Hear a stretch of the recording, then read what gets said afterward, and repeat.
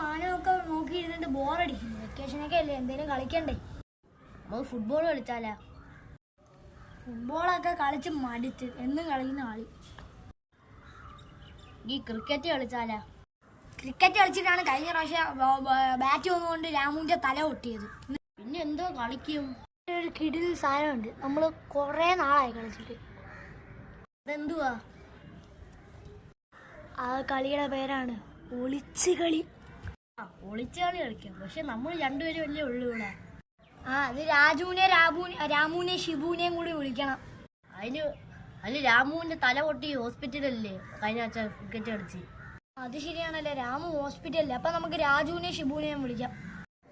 അത് ശരിയാ, വിളിക്കാം. ഞങ്ങളെ വിളിച്ചത് വെക്കേഷനായിട്ട് ബോറടിച്ചിരിക്കുമല്ലേടാ. ഞങ്ങൾ വിചാരിച്ച് ഒളിച്ചാളി കളിക്കായിരുന്നു, ഞാൻ കൂടെ വിളിച്ചതാ. ഞാൻ ക്യാച്ചറാണ്, എനിക്ക് ഒളിച്ചുകളി എനിക്ക് ഇഷ്ടമാണ്. ക്യാച്ചർ ആവാനേ. നീ ഇവിടെയാണ് എണ്ണുന്നത്. അപ്പൊ ഞാൻ എണ്ണുവാണേ. 1 2 3 4 5 6 4 പേരുണ്ട്, 40 പേരെ എണ്ണണം. ശരി. 20 21 22 23 24 25 26 ബാക്കി ഇരിക്കുന്നവന്റെ ചെപ്പാൻ കൂട്ടി അടിച്ച് ഞാൻ കറക്കും കേട്ടോ. അയ്യോ,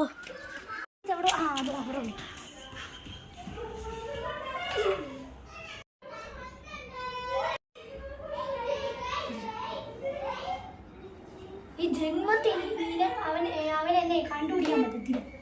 ഞാൻ ഇയാളെ പോയി വിളിക്കും, ഇവനാണ് ഇവിടെ വിളിച്ചു.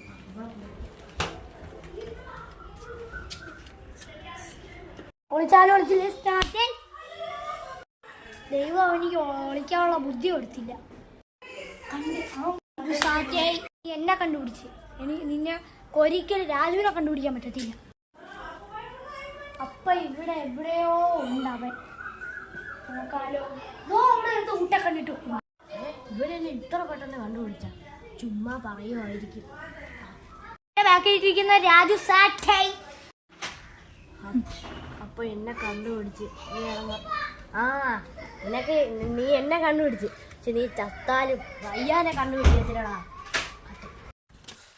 ഞാനാണെങ്കിൽ നീ വിളിക്കാൻ പോകുന്നത് ഹാറൂന്റെ ലോക ശത്രുവായ രോഹിത്തിനെ വീട്ടിലേക്കാണ്.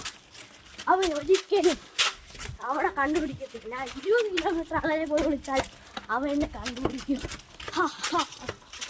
മോനെ, നീ എവിടെ പോയിട്ടോ? മാമ അത് ഒളിച്ചളിക്കാൻ വേണ്ടി ഓടി ഒരു വീട്ടിലേക്ക് വന്നു. ശരി. ഇവിടുത്തെ പയ്യന്മാരൊക്കെ സൂപ്പറാ. നിങ്ങൾ വീഡിയോ ലൈക്ക് സബ്സ്ക്രൈബ് ചെയ്യണം. രോഹിത്തിന് വീഡിയോ ബൈ ബൈ.